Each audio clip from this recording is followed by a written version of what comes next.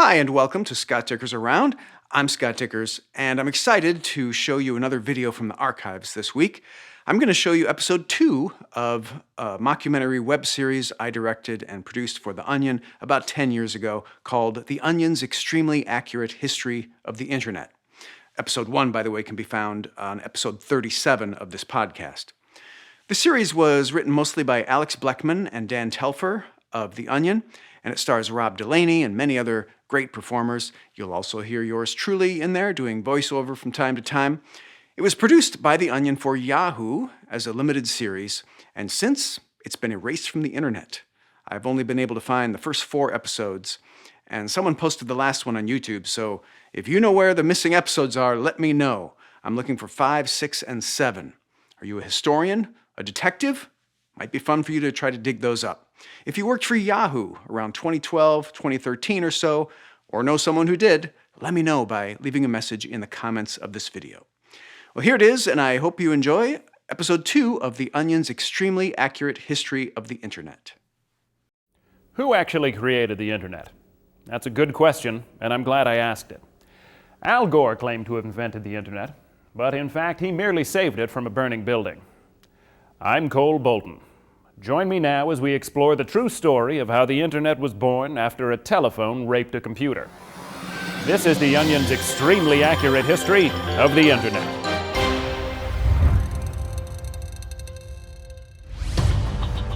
The modern internet was developed by the U.S. Department of Defense, which goes to show you, it's a good idea to throw money at the military and don't ask too many questions. After nearly 2 centuries perfecting the art of killing foreigners, the U.S. military set its sights on harnessing the World Wide Web to create a powerful new weapon, the Internet Bomb. Early trials were successful, but U.S. military scientists struggled to create a working internet that did not leave millions of users dead. Across the world, the Russians surged ahead in the cyberspace race by taking a different approach. In 1960, they succeeded in putting a dog on the internet. America knew it had to get a man online. In 1962, President John F. Kennedy declared that before the end of the decade, the United States would sign up for a triple play package, bundling phone and cable with web access to save up to 30%. I believe this nation should commit itself to a free month of HBO and Stars. Those premium channels may seem expensive, but we can always cancel if we find we aren't watching them often enough. A president like JFK comes along once in a lifetime. He called that cable company personally and remained on hold for 45 minutes. That's a leader. You can read more about Kennedy and his significance to internet history on my website, MissMileyOnline.net. It's a scholarly journal and Miley Cyrus fan page that publishes my work.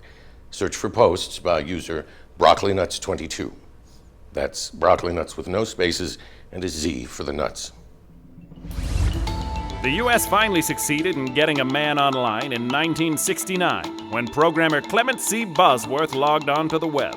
He typed in his now famous line, "First."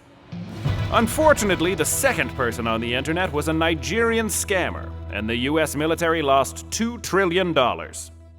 The internet was ready for a new beginning, and that's just what it got, in the form of some enterprising hippies. In the 1980s, Silicon Valley, just south of San Francisco, produced an uncanny number of tech pioneers who would bring the internet into the 21st century. They did it by discovering a simple natural phenomenon. The internet is more powerful around gays. It may be some kind of undetectable radiation given off by gay sex or good interior design. We don't really know. We only know that it works. Silicon Valley innovators took advantage and used their close proximity to the gay bars of the Castro and Haight-Ashbury to produce websites and online services at an astonishing rate. One day in 1989, during a powerful overlap between the city's Gay Pride Parade and the Folsom Street Fair, the internet exploded into nearly every home in the country. The internet was now serious business, and it was about to get seriouser. Join us in our next episode when we ride the economic boom of the 1990s, powered by, you guessed it, steam. I meant to say the internet.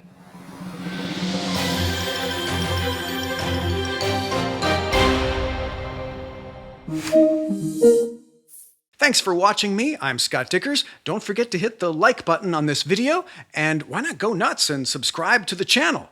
You only live once. Hit the bell to be the first in your parish, ward, or cell block to get notified of new shows.